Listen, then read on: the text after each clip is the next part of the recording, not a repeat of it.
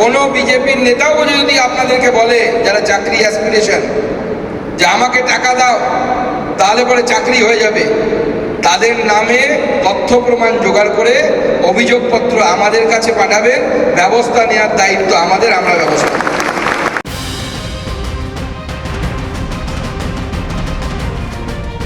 রাজ্যে পালাবদলের পরেই স্বচ্ছ নিয়োগে জোর দিয়েছে বিজেপি সরকার।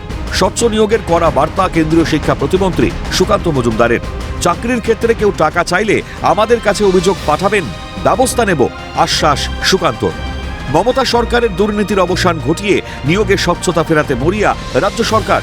এসএসসির ক্ষেত্রে ভাইভাতে বেনিয়ম করে বেশি নম্বর দিয়ে দেওয়া তা চলবে না, হুঁশিয়ারি সুকান্ত।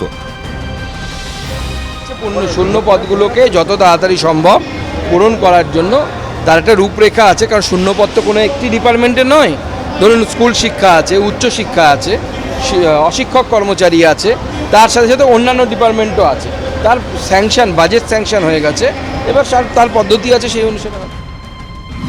পরীক্ষায় না বসেই চাকরি, আবার পাস মার্কস না পেয়েও চাকরি। তৃণমূলের আমলে একের পর এক দুর্নীতির ছবি সামনে এসেছে। যোগ্যরা ঘুরেছে রাস্তায় রাস্তায়, আর অযোগ্যরা ছিনিয়েছে যোগ্যদের অধিকার।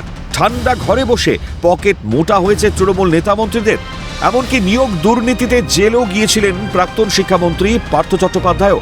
মমতা সরকারের আমলে টাকা দিয়ে বুড়িমুরকির মতো চাকরি বিক্রি হতো, আর সেই চাকরি বিক্রি করতেন উঁচু তলার মমতা ঘনিষ্ঠরা। সেই জল গড়ায় আদালতের দোরগোড়ায়। মমতা বন্দ্যোপাধ্যায়ের রাজত্বে দুর্নীতির দায়ে চাকরি হারিয়েছিলেন প্রায় 26,000 শিক্ষক শিক্ষিকা ও শিক্ষাকর্মীরা। দুর্নীতির এক আচরের নিমেষেই চাকরি খুইয়ে পথে বসতে হয় তাদের।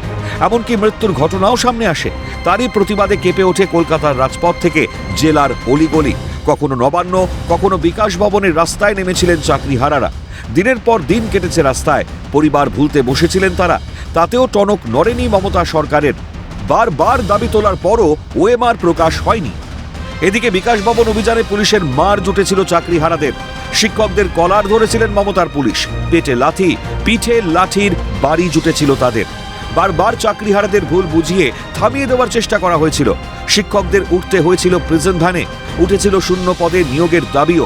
তবে শুধু প্রতিশ্রুতির বন্যা বয়েছিল তৃণমূল আমলে, বাস্তবায়িত হয়নি। 26-এ দুর্নীতি অপশাসনের অবসান ঘটিয়ে রাজ্যে এসেছে বিজেপির সরকার। ক্ষমতায় আসার পরেই 2016-র এসএলএসটি ওএমআর প্রকাশ করে। দেওয়া হয় চাকরির প্রতিশ্রুতি, সম্পূর্ণ স্বচ্ছ নিয়োগের আশ্বাস দেয় বিজেপি সরকার। ক্যামেরায় প্রসন্ন নস্করের সঙ্গে রেশমি দাসের রিপোর্ট, ক্যালকাটা নিউজ।